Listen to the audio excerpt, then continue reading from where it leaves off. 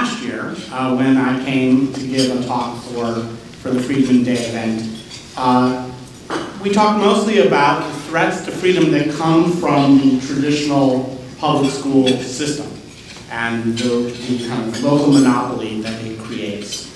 But I have to tell you that while those threats to liberty continue to exist and must be addressed, that there is a different threat to liberty, and it comes from reformers trying to fix that system. So there's a danger that reformers can undermine liberty just as much as the system they're trying to reform. And so it reminds me a little bit of the movie Viva Zapata, which is a little bit old, and I apologize if people haven't seen it, but I give you the very lurid poster.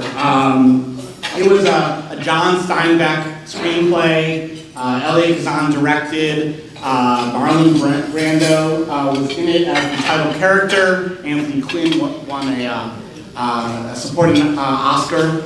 And the plot, which is a fictionalized account of the Mexican Revolutionary Zapata, has this group of peasants that come to the dictator to complain about confiscation of their land. And the dictator dismisses them, including Zapata, who then joins up with revolutionaries. They unseat the dictator.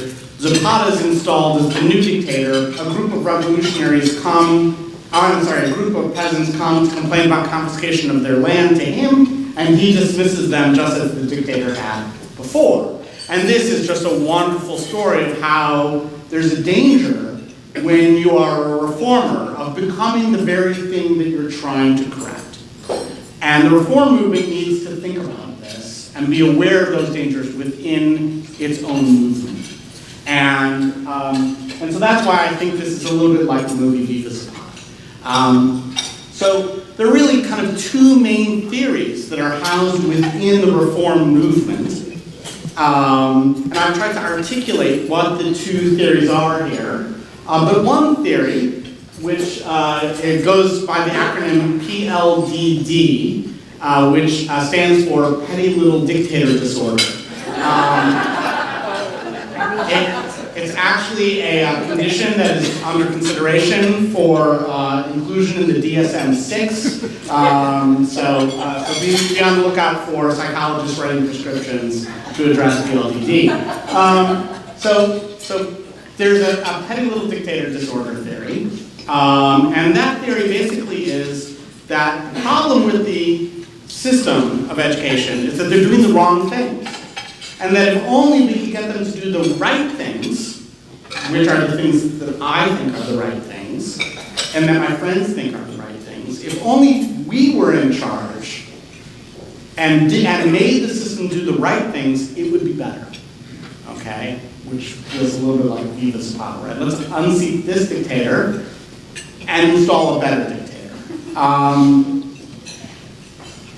The other theory is the liberty theory, which is that it can actually, you can support this in one of two ways. You could either say there is no such thing as the right way, that there are actually many possible right ways in many different circumstances, or even if you do believe that there is a right way on some issue within education, you might not have confidence that whoever would be in charge as dictator would be likely to pursue that right way over time.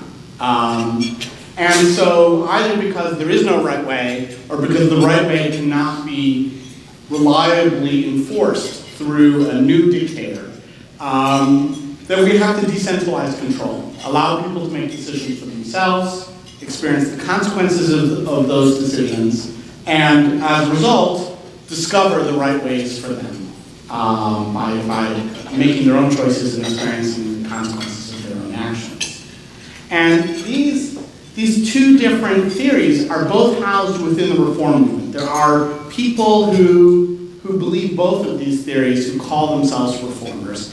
And there are people who actually have a little bit of both of these theories within them. I mean, people can be logically inconsistent or have tensions within their thoughts without having to resolve them. And many people do. So you'll hear a lot of people say, yes, I like choice and competition, but we really need to make schools do this thing, right? So some people can have a little bit of both theory.